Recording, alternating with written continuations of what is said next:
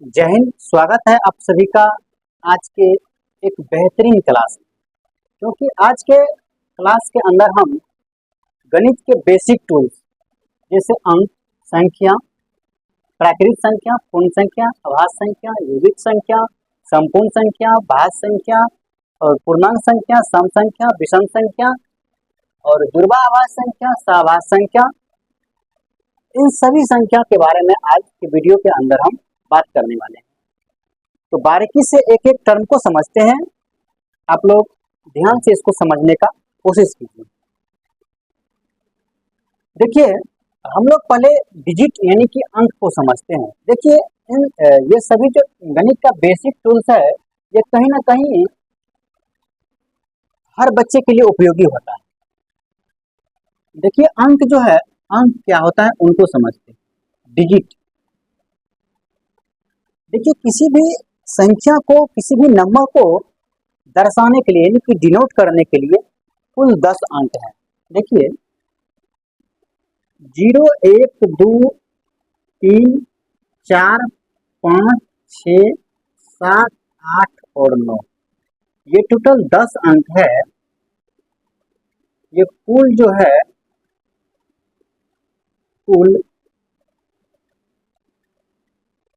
कुल 10 अंक। किसी भी नंबर को आप लिखते हैं, दुनिया का आप कोई भी संख्या लिखना चाह रहे हैं, यही 10 अंक से मिलकर वो संख्या बनी होगी। आपका इस 10 अंक के अलावा कोई भी संख्या उसमें इस्तेमाल नहीं हो सकता है। आप चाहे दुनिया का कोई भी संख्या लिखना चाह रहे हैं। तो अंक का अगर आप परिभाषा देना चाह रहे हैं तो ऐसे लिखेंगे कि अंकों की कुल संख्या 10 है, या ऐसे लिखेंगे कि किसी भी संख्या को दर्शाने के लिए कुल 10 अंक 0, 1, 2, 3, 4, 5, 6, 7, 8, 9 का इस्तेमाल किया जाता है, जिन्हें हम लोग अंक कहते हैं। और अंकों की कुल संख्या कितना है? 10 है। अगर आप इसका डेफिनेशन देना चाहते हैं तो दे सकते हैं। परिभाषा इसका जो कर रहा है किसी भी संख्या को दर्शाने के लिए कुल 10 अंकों 0, 1, 2, 3, 4, 5, 6, 7, 8, 9 का इस्तेमाल किया जाता है, जिन्हें हम अंक कहते हैं। ठीक है, अब समझिए संख्या क्या होता है।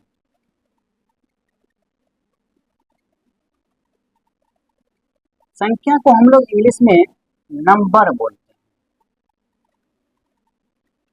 देखिए, अगर हम संख्या को डिनोट करना चाहें ना, दर्शाना चाहेंगे या इसको सूचित किया जाता है, इसे लिखिए, इसको सूचित जो है ना NO, देखिए हम लोग ऐसे करके NO लिख देते हैं तो हम समझ जाते हैं कि ये संख्या। अब संख्या को समझ, देखिए अगर हम लोग संख्या को डिफाइन करना चाहेंगे तो वो है वह राशि या संकेत जिसका निर्माण अंकों के मदद से हुआ हो। वह राशि या संकेत जिसका निर्माण अंकों के मदद से हुआ हो, उसको हम लोग संख्या बोलेंगे। देखिए, आप दुनिया में कोई भी संख्या बनाएंगे तो ये 10 अंक से ही मिलकर वह संख्या आपको बनेगी। तो वो संख्या है क्या? अगर इसको आप डिफाइन करना चाहे, आप इसका परिभाषा देना चाहते हैं तो एक छोटा सा परिभाषा आप यहाँ दे सकते हैं, ताकि वह राशि या संकेत जिसका निर्माण अंकों की मदद से हुआ हो उसे संख्या कहते हैं। आप अंक को समझ गए। अंक की कुल संख्या 10 है और उन्हीं अंक से मिलकर संख्या बनती है। ठीक है, अब हम लोग बारी बारी से संख्या के बारे में पढ़ते हैं। छोटे छोटे टर्म है, उनको थोड़ा सा समझ लेते हैं, जो कहीं ना कहीं हमारे गणित में उपयोगी साबित होगा। देखिए, अब प्राकृत संख्या, नेचुरल नंबर को समझिए आप कि प्राकृत संख्या क्या होता है, ये नेचुरल नंबर क्या होता है। देखिए, कहता है कि गिनती की संख्या को प्राकृत संख्या कहते हैं। एक counting number is called natural number, यानी कि गिनती की जितनी भी संख्या है उनको हम लोग प्राकृत संख्या बोलेंगे। इसका एग्जाम्पल देखिए, इसका एग्जाम्पल जो होता है वो है 1, 2, 3, 4, 5, 6, इस तरह से हम जहां तक गिनती कर सकते हैं इनफिनाइट तक, उन सभी को हम लोग प्राकृत संख्या बोलेंगे। एक तो शब्द में इसका परिभाषा देंगे, गिनती की संख्या को प्राकृत संख्या कहते हैं। अगर आप इसका परिभाषा देना चाहते हैं, देखिए कहता है कि गिनती की संख्या को प्राकृत संख्या कहते हैं। एक counting number is called natural number. अब देखिए इसका एग्जाम्पल के बारे में भी हम लोग समझ लिए। गिनती की संख्या यानी कि गिनती हम लोग एक से स्टार्ट करते हैं, तो एक से लेकर जहां तक भी हम गिनती कर पाएंगे उनको हम लोग क्या कहेंगे, प्राकृत संख्या। देखिए हम लोग एक चीज एक और बेहतरीन टर्म को समझते हैं। प्राकृत संख्या को जो है ना, ये जो प्राकृतिक संख्या का जो समूह है, जो परिवार है, जो इनका सदस्य है, प्राकृतिक संख्या के समूह को जो है हम इनके ग्रुप को हम एन से रिप्रेजेंट करते हैं, एन से सूचित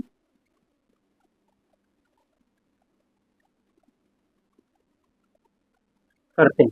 लेकिन एक बात बताइए, अगर इसमें से छोटी प्राकृतिक संख्या का बात किया जाए तो एक होगा, और सबसे बड़ी प्राकृतिक संख्या का बात किया जाए तो वो होगा अनंत। क्या होगा? देखिए अगर छोटी प्राकृतिक संख्या का बात किया जाए तो वो होगा एक, और अगर बड़ी प्राकृतिक संख्या का बात किया जाए तो हम इसका अनुमान नहीं लगा सकते हैं ये कहाँ पर खत्म होगा। ठीक है, समझ में आ रहा है ना? अब समझिए, यहाँ से हम पूर्ण संख्या को समझा रहे हैं।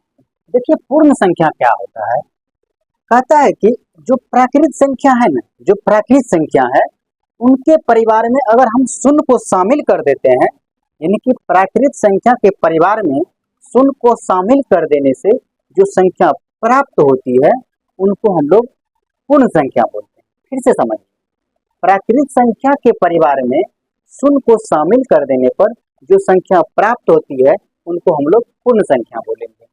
यानी कि आपका प्राकृतिक संख्या जो है 1 2 3 4 5 6 इस तरह से ये अनंत तक जाएगा, और इससे पहले आप अगर शून्य को इसमें शामिल कर दीजिएगा तो यही आपका पूर्ण संख्या, यही तो आपका पूर्ण संख्या है।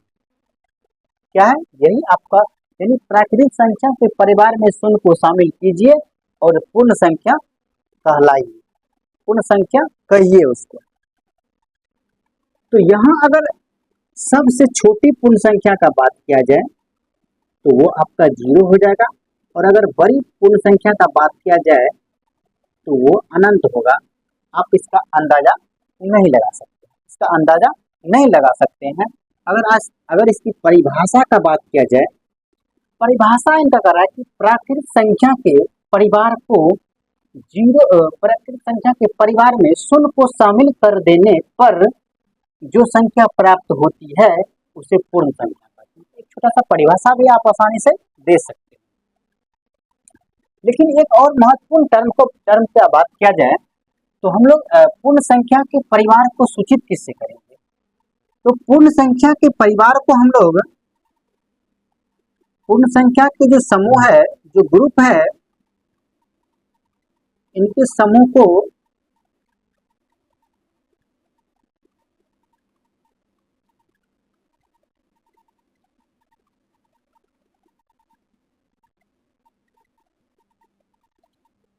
देखिए पूर्ण संख्या के समूह को हम लोग W से सूचित करते हैं। एक और महत्वपूर्ण बात को समझिए, देखिए प्राकृतिक संख्या जो है वो हमारा 1 से शुरू हो रहा है, लेकिन पूर्ण संख्या हमारा 0 से शुरू हो रहा है। पूर्ण संख्या हमारा 0 से शुरू हो रहा है, लेकिन प्राकृतिक संख्या हमारा 1 से शुरू हो रहा है। तो यहाँ से एक नोट पॉइंट ये निकल कर आ रहा है, देखिए जितना भी प्राकृतिक संख्या है वो सब का सब पूर्ण संख्या में आ रहा है, लेकिन ये जो पूर्ण संख्या का जो 0 है वो हमारे इसमें शामिल नहीं हो पा रहा है, इसमें शामिल नहीं हो पा रहा है। तो इनको हम लोग एक लाइन में इनको कह सकते हैं कि सभी प्राकृतिक संख्या पूर्ण संख्या होती है। सभी प्राकृतिक संख्या, यानी कि ये देखिए ये सारा का सारा टर्म इसमें मिल रहा है, लेकिन ये सारा का सारा टर्म इसमें नहीं मिल रहा है। सब चीज मिल रहा है लेकिन 0 यहाँ नहीं मिल रहा है। तो छोटा सा बोलिए कि सभी प्राकृतिक संख्या पूर्ण संख्या होती है, लेकिन सभी पूर्ण संख्या प्राकृतिक संख्या नहीं होती है। लिखिए, लेकिन सभी पूर्ण संख्या यहाँ पर प्राकृत संख्या नहीं होती। ठीक है, समझ गए बात को? जब इन सभी बात को आप समझ गए तो अब अगले संख्या को समझते हैं। अब यहाँ समझिए सम संख्या और विषम संख्या क्या होता है, इवन नंबर और ऑड नंबर क्या होता है। देखिए थोड़ा सा आप समझिए, ऐसी संख्या जिसमें 2 से भाग लग जाए वह सम संख्या है, और ऐसी संख्या जिसमें 2 से भाग नहीं लगे वह विषम संख्या है। फिर से समझिए, यानी कि ऐसा नंबर या संख्या जिसमें आपको 2 से भाग लग जाना चाहिए, और ऐसा नंबर जिसमें 2 से भाग नहीं लग पाए। जिसमें 2 से भाग लग जाएगा वो सम संख्या, और जिसमें 2 से भाग नहीं लगेगा वो आपका विषम संख्या। इसमें 2 से भाग लग रहा है, जैसे यहाँ एग्जाम्पल लेते हैं हम थोड़ा सा। अगर 2, 4, 6, 8, 10, 12 इस हिसाब से जाएगा। और यहाँ पर हम एग्जाम्पल लेते हैं कि 1, 3, 5, 7 और 9, 11। अब यहाँ एक बात बताइए, इस 2 में 2 से भाग लगेगा कि नहीं लगेगा? बिल्कुल लगेगा। तो ये आपका सम संख्या है, और यहाँ 1 में 2 से भाग नहीं लगेगा, इसलिए ये विषम संख्या है। और इस प्रकार से ये विषम संख्या का ग्रुप है कि नहीं? तो आप लोग सम संख्या और विषम संख्या समझ गए। अगर इसका परिभाषा देना चाहेंगे तो छोटा सा परिभाषा दे सकते हैं। तो ऐसी संख्या जिसमें 2 से भाग लग जाए सम संख्या, और ऐसी संख्या जिसमें 2 से भाग नहीं लगे वह विषम संख्या। या ऐसी संख्या जिसमें 2 से भाग देने पर, देखिए, या ऐसी संख्या जिसमें 2 से भाग देने पर शेष बच जाता है, शेष बच जाएगा आपका। शेष क्या होगा बाबू? बच जाएगा। देखिए अगर छोटी सम संख्या का बात किया जाए तो वो होगा 2, और अगर बड़ी सम संख्या का बात किया जाए तो इसका अंदाजा नहीं लगा सकता है, जो अपरिभाषित है, अनगिनत है, अनंत। और अगर छोटी विषम संख्या का बात किया जाए तो वो 1 होगा, और अगर बड़ी विषम संख्या का बात किया जाए तो वो भी अनंत होगा। लेकिन एक नोट पॉइंट है, उनको थोड़ा सा समझिए आप।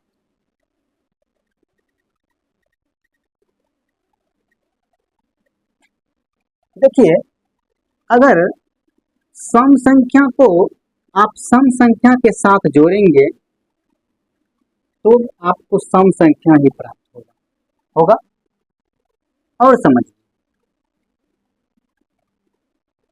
आप विषम संख्या को विषम संख्या के साथ जोड़ेंगे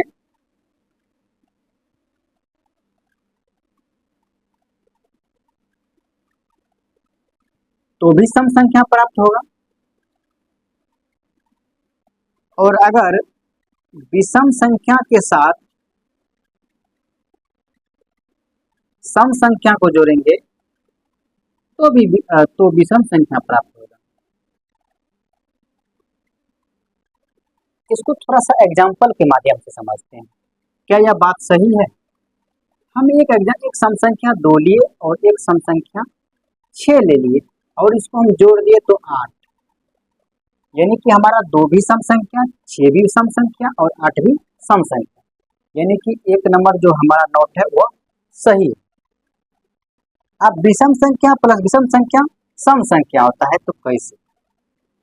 हम एक विषम संख्या 3 ले लिए और एक विषम संख्या 5 ले लिए, 3 और 5 मिलकर बन गया 8, यानी कि यह आपका सम संख्या है। तो विषम प्लस विषम भी सम है कि नहीं? दूसरे नंबर की पुष्टि हो गई। अब तीसरे नंबर पर चलते हैं। तीसरा नंबर जो आपसे कह रहा है कि एक विषम संख्या मान लीजिए हम 9 ले लिए, प्लस एक सम संख्या हम 2 ले लिए, इनको जोड़ने के बाद 11 प्राप्त हो रहा है, जो आपका कहीं ना कहीं ऑड नंबर। तो ये आप समझ गए। अगर दो विषम संख्या को जोड़ रहे हैं तो भी सम संख्या प्राप्त होगा, दो सम संख्या को भी जोड़ रहे हैं तो आपको सम संख्या प्राप्त होगा। लेकिन हाँ, अगर एक सम के साथ अगर एक विषम को जोड़ रहे हैं या एक विषम के साथ एक सम को जोड़ रहे हैं तो आपका विषम संख्या ही प्राप्त होगा, आपका विषम संख्या ही प्राप्त होगा। समझ में आ गया? अब समझिए, अभाज्य संख्या या रूट संख्या दोनों एक ही होता है, और भाज्य या यौगिक संख्या ये भी ये अलग होता है, ये अलग है और ये अलग है, इनको समझ। अभाज्य संख्या क्या कहता है? अभाज्य संख्या कह रहा है कि ऐसी संख्या जिसमें एक कहने का मतलब एक और स्वयं, स्वयं मतलब अपने आप, ऐसी संख्या जिसमें एक और स्वयं के अलावा किसी भी दूसरी संख्या से भाग नहीं लगे या किसी भी दूसरी संख्या से विभाजित नहीं हो, तो उनको हम लोग अभाज्य संख्या बोलेंगे। और भाज्य संख्या किसको बोलेंगे? कि ऐसी संख्या जिसमें एक और स्वयं के अलावा अन्य किसी संख्या से भी भाग लगे, अन्य किसी संख्या से भी विभाजित हो, तो उनको हम लोग भाज्य संख्या बोलेंगे। देखिए, भाज्य संख्या के अंतर्गत हम लोग दो को रखते हैं, दो और 3 आ जाएगा, 5 आ जाएगा, 7 आ जाएगा, 9 आ जाएगा। अब हम समझा रहे हैं 9 होगा कि नहीं होगा, फिलहाल हमको लिखने दीजिए। 11, इस सब ढेर आ जाएगा। एक बात बताइए,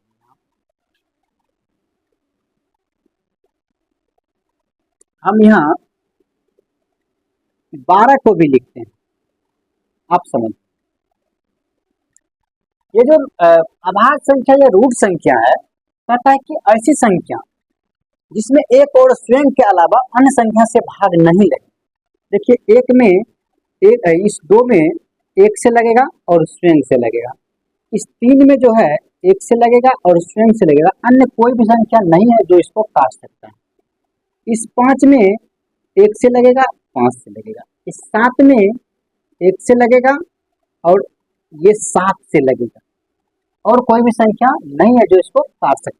लेकिन ये 9 में जो है एक से भी लगेगा, 3 से भी लगेगा और 9 से भी लगेगा, इसलिए यह 9 आपका अभाज्य संख्या नहीं होगा। इसलिए ये 9 आपका अभाज्य संख्या नहीं होगा। और यहाँ पर देखिए 11, इसमें भी एक से लगेगा और 11 से लगेगा, ये 12 भी नहीं होगा क्योंकि इसमें 1 से, 2 से, 3 से, 4 से और 12 से, इन सभी संख्या से भाग लेंगे, इसलिए आपका 12 भी नहीं होगा। तो क्या आपको समझ में आया कि रूट संख्या क्या होता है? अगर आप इनका एक परिभाषा देना चाहते हैं तो दे सकते हैं, दीजिए परिभाषा।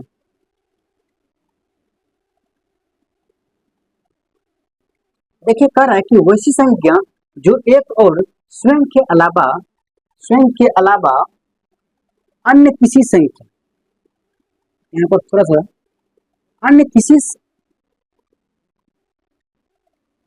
अन्य संख्या से, यहाँ ठीक है, अलावा किसी अन्य संख्या से विभाजित न हो, उसे अभाज्य संख्या कहते हैं। बात वही है, या तो एक से लगना चाहिए या स्वयं से लगना चाहिए, तीसरा कोई भी नहीं। एक से लगना चाहिए या स्वयं से लगना चाहिए, तीसरा इसके बीच में कोई भी नहीं आना चाहिए। लेकिन एक चीज आप नजर दौड़ाकर यहाँ देख लीजिए, केवल 2 ही है जो एक सम अभाज्य संख्या है, बाकी बात जितना भी है वो इसका सब का सब विषम अभाज्य संख्या होगा। देखिए, 11 के बाद 13 आएगा, 13 के बाद 17 आएगा, 17 के बाद 19 आएगा, इसके बाद 23 आएगा, इसके बाद 29 आएगा। इस हिसाब से जितना भी है वो सब का सब विषम है, एक केवल 2 ही है जो सम अभाज्य संख्या है। लिख दीजिए यहाँ नोट पॉइंट बना के, संख्या है केवल 2 एक सम अभाज्य संख्या है। जब केवल 2 एक सम अभाज्य संख्या है, एक चीज और लिख दीजिए, 1 से लेकर 100 तक में केवल 25 अभाज्य संख्या है।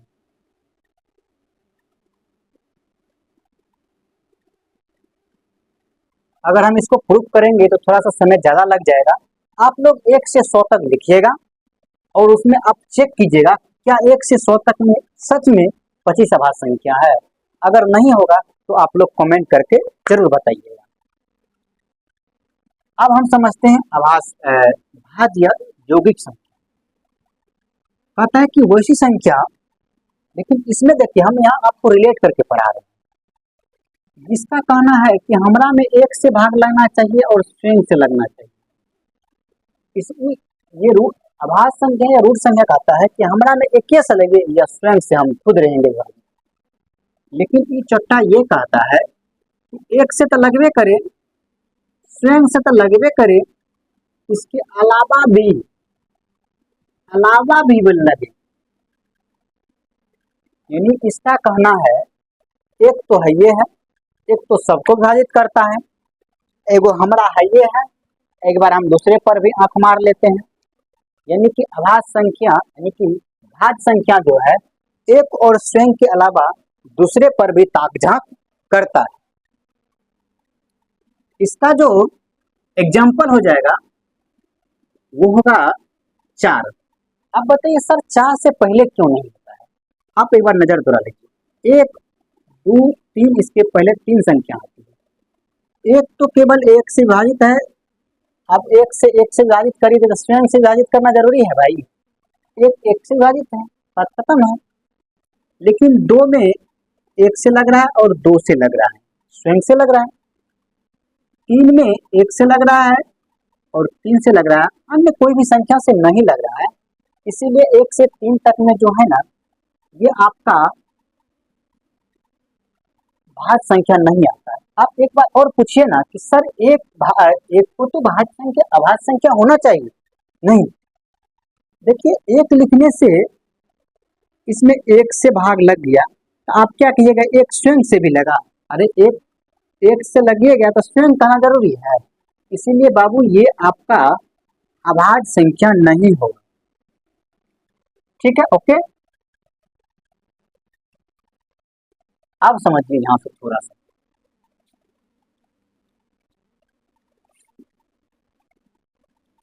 4 हो जाएगा, 6 हो जाएगा, 8 हो जाएगा, 9 हो जाएगा, 10 हो जाएगा, 12 हो जाएगा, 14 हो जाएगा।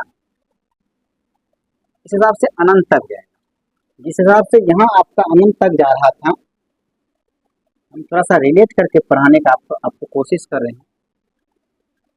देखिए ये 4 जो है ना, इसमें 1 से लग रहा है, 2 से लग रहा है और स्वयं से लग रहा है। देखिए 1 तो 1 है और स्वयं 4, इसके अलावा भी इसमें 2 से लगा है, इसलिए यह भाज्य संख्या होगा। तो इस हिसाब से आप सबको जांच कर सकते हैं, आपका भाज्य संख्या होगा। और भाज्य संख्या को ही हम लोग यौगिक संख्या बोलते हैं। अगर आप इनका परिभाषा देना चाहते हैं तो दे सकते हैं, दीजिए।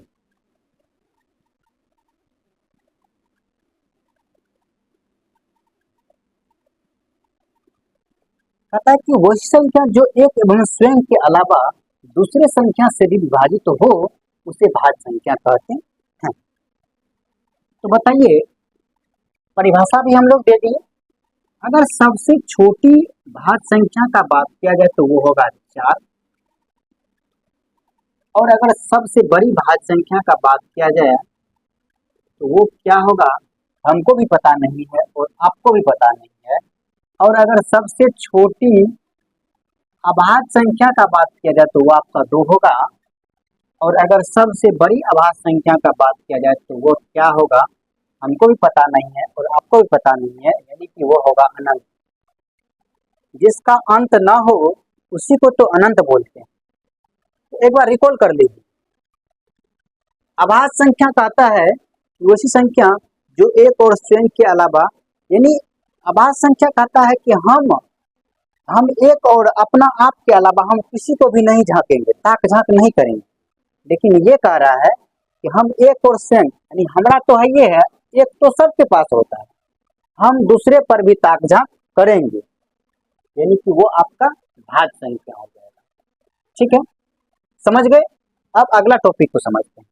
अगला टॉपिक जो आपका है वह कह रहा है कि सअभाज्य संख्या और जुड़वा अभाज्य संख्या क्या होता है। देखिए, हम इनका परिभाषा लिख देते हैं, तब आपको समझ में आएगा।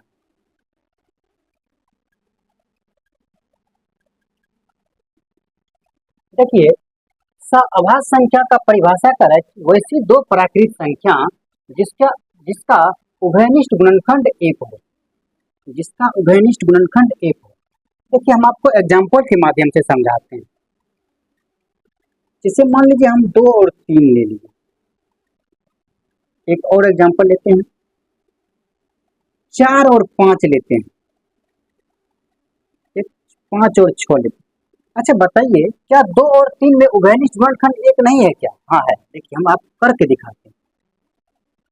ये 2 है, 2 को हम 1 गुना 2 लिख सकते हैं और 3 को भी हम 1 गुना 3 लिख सकते हैं। क्या एक इस दोनों में उभयनिष्ठ है कि नहीं? तो ऐसी दो प्राकृत संख्या जिसका उभयनिष्ठ गुणनखंड अर्थात एचसीएफ का दीजिए आप, यानी तो कॉमन फैक्टर बोल दीजिए, कॉमन फैक्टर एक हो उसको सअभाज्य संख्या बोलेंगे। उसको क्या बोलेंगे दोस्त? सअभाज्य संख्या बोलेंगे, यानी कि को प्राइम नंबर इंग्लिश में उसको बोलेंगे। अब देखिए,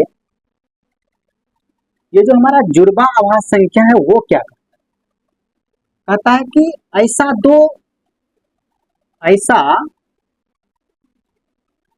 देखिए, जुड़वा अभाज्य संख्या जो कह रहा है कि ऐसा दो अभाज्य संख्या जिसके बीच का अंतर केवल 2 हो, उनको हम लोग जुड़वा अभाज्य संख्या, जुड़वा शब्द से ही पता चल रहा है कि जोड़ा में रहना चाहिए। जुड़वा कहने का मतलब है जोड़ा में रहना चाहिए, और दोनों अभाज्य संख्या के बीच जो है ना, सिर्फ और सिर्फ 2 का अंतर होना चाहिए। सिर्फ कितना का अंतर होना चाहिए? 2 का अंतर होना चाहिए। हम आपको लिख के दिखाते हैं, एग्जाम्पल में समझाते हैं।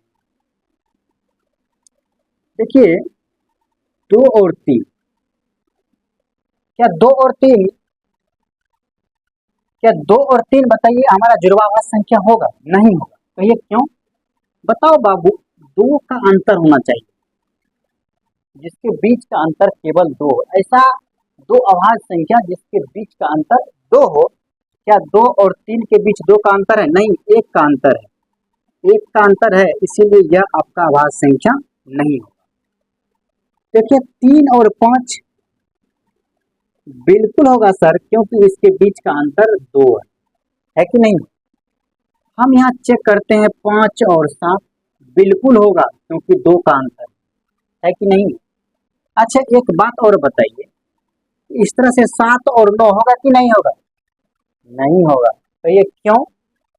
क्योंकि 9 जो है आपका भाज्य संख्या है, अभाज्य संख्या नहीं है, इसलिए ये नहीं होगा।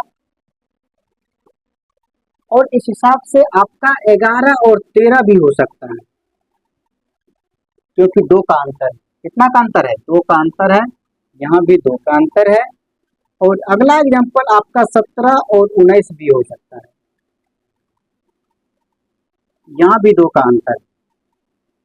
और इसके बाद का एग्जाम्पल जो है आपका 19, 29 और 31 हो सकता है। 29 और 31 हो सकता है, इसके भी बीच का अंतर 2 है। यानी कि आपका जुड़वा अभाज्य संख्या 3, 5 हो जाएगा, 5, 7 हो जाएगा, 11, 13, 17, 19, 29, 31, 41, 43 भी हो जाएगा। इस हिसाब से 41, 43 भी हो जाएगा। इस हिसाब से ढेर सारा होगा, आप देख लीजिएगा। तो आशा करते हैं कि आपको सअभाज्य संख्या और जुड़वा अभाज्य संख्या समझ में आ गया हो। जब समझ में आ गया तो अब अगला चीज समझ। देखिए, अगला चीज जो दिया है पूर्णांक है, तो पूर्णांक क्या होता है उनको समझ। देखिए, कहता है कि शून्य सहित धनात्मक एवं ऋणात्मक संख्या के समूह को पूर्णांक बोलेंगे। देखिए, ऐसे आपको समझ में नहीं आया होगा, हम बढ़िया से आपको समझा दें। सबसे पहले आप ये समझिए कि पूर्णांक संख्या के इनके जो समूह है, इनका जो समूह है या इनका जो परिवार है या इनका जो समुच्चय है, उनको हम लोग जेड या आई से रिप्रेजेंट करते हैं। जेड या आई से रिप्रेजेंट करते हैं। ये समझ गए आप? हम एग्जाम्पल से आपको समझाते हैं।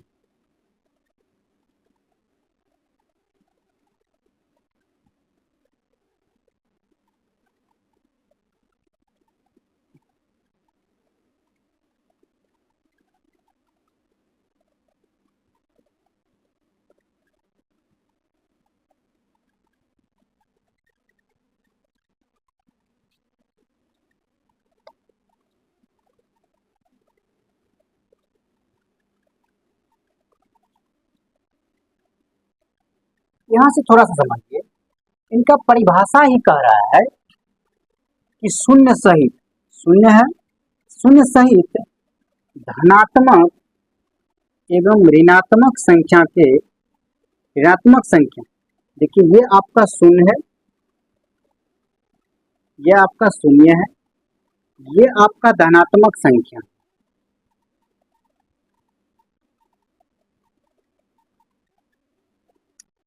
और ये आपका ऋणात्मक संख्या है।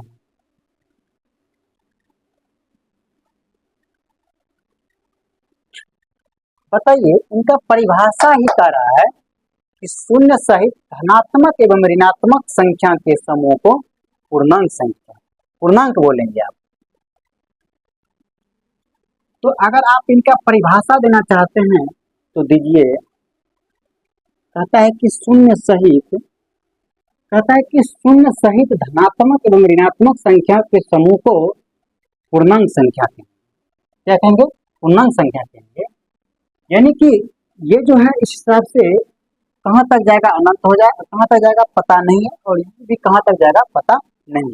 एक चीज और यहाँ से समझिए, देखिए ये जीरो, और क्या इसको हम पूर्ण संख्या बोल सकते हैं कि नहीं? अभी जस्ट पढ़ाए हैं।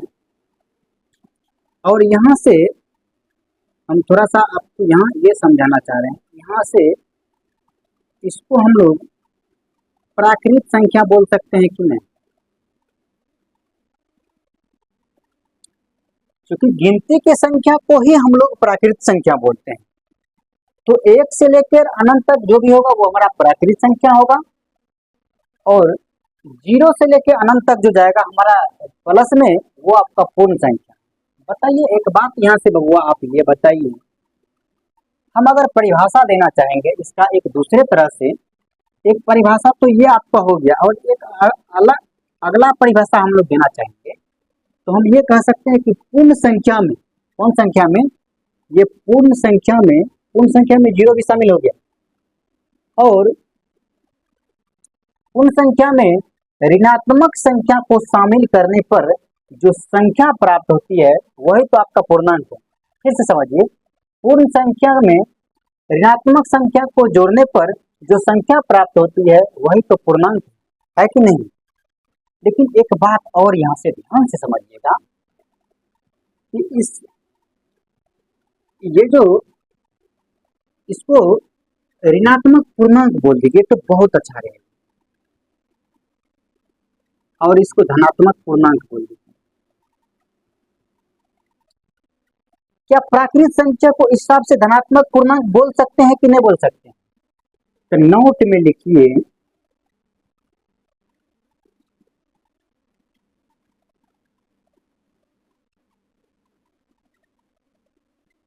प्राकृत संख्या को, प्राकृत संख्या को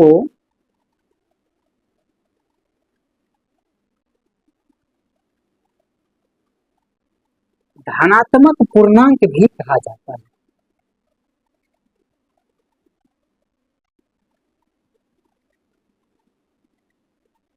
धनात्मक पूर्णांक भी कहा जाता है। तो आपको ये समझ में आ गया। अब एक और संख्या बचा है, वो है संपूर्ण संख्या। तो उनको भी हम लोग समझ लेते हैं, लेकिन उनको समझने से पहले अगर इसमें किसी प्रकार का दिक्कत है तो आप हमें बताइए।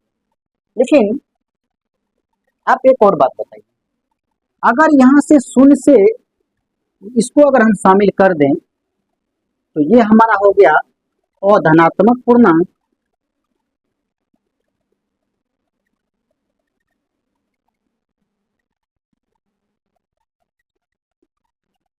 और इस शून्य के साथ अगर हम इनको शामिल कर दें तो ये हमारा है अऋणात्मक पूर्णांक।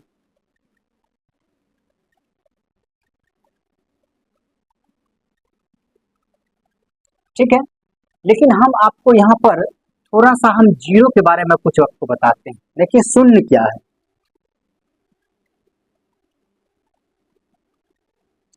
ये शून्य के बारे में आप समझिए। शून्य ना तो धन पूर्णांक है, ये ना ही धन पूर्णांक है और ना ही ऋण पूर्णांक है, ये मुक्त है। मुक्त मतलब ये फ्री है। तो फ्री है किससे? धन चिन्ह से भी और ऋण चिन्ह से भी मुक्त है। कौन? शून्य। तो आपको कोई पूछेगा कि शून्य क्या है, तो सीधा सीधी बोलेंगे शून्य में शून्य एक खुद पूर्णांक है, शून्य पूर्णांक है। यह ना तो धन है ना तो ऋण है, ना तो इस पर प्लस है ना तो इस पर माइनस है, ना यह कर्जा में है ना यह फायदा में है, यानी यह धन और ऋण चिन्ह से मुक्त है। तो शून्य के बारे में आप क्या लिख सकते हैं? यह धन और ऋण चिन्ह से मुक्त रहता है, धन और ऋण चिन्ह से मुक्त रहता है। ठीक है, समझ में आ गया। अब एक संख्या बच गया है संपूर्ण संख्या, उनको समझ लीजिए आप। देखिए संपूर्ण संख्या क्या होता है उनको समझते हैं। ये जो आपका संपूर्ण संख्या है, ये कहता है कि वैसी संख्या जिसके अपवर्तकों या गुणनखंडों का योगफल क्या हो? स्वयं का दोगुना हो, स्वयं का क्या हो? डबल हो। देखिए दुनिया में केवल अभी तक केवल दो ही संपूर्ण संख्या है, 6 और 28। 6 और 28 केवल दो ही संपूर्ण संख्या है, और अभी तक कोई भी ये खोज नहीं पाया है इन दो के अलावा।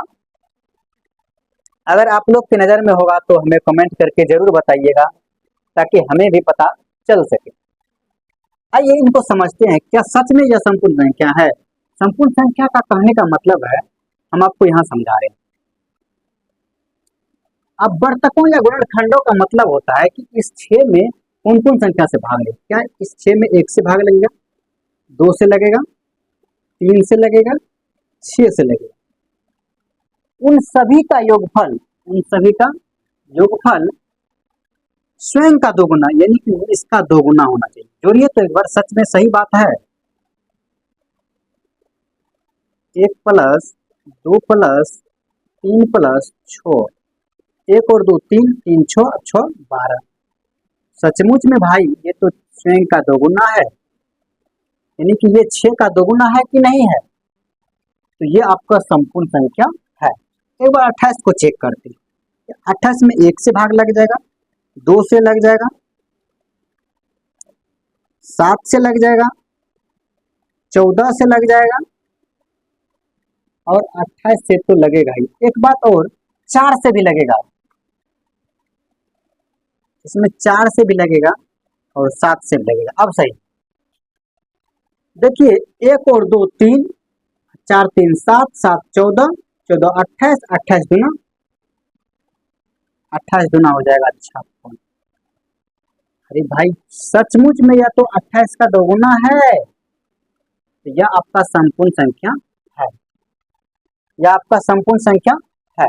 यानी कि ऐसी प्राकृतिक संख्या, सीधा सीधी ऐसी प्राकृतिक संख्या जिसके अपवर्तकों या गुणनखंडों का योगफल स्वयं का क्या हो? दोगुना हो, स्वयं का दोगुना हो, तो उनको हम लोग क्या बोलेंगे? उनको हम लोग संपूर्ण संख्या बोलेंगे, परफेक्ट नंबर बोलेंगे। ठीक है, और दुनिया में केवल दो ही आपका संपूर्ण संख्या है, 6 और 28। दो ही संपूर्ण संख्या है, 6 और 28। इसके अलावा अभी तक कोई भी संख्या नहीं हो पाया है। तो आशा करते हैं आपको यहाँ तक अच्छी तरीका से समझ में आ गया होगा। अगर समझ में आ गया है तो आज का वीडियो को हम यहीं पर समाप्त करते हैं, और अगले वीडियो में हम आपको परिमेय संख्या और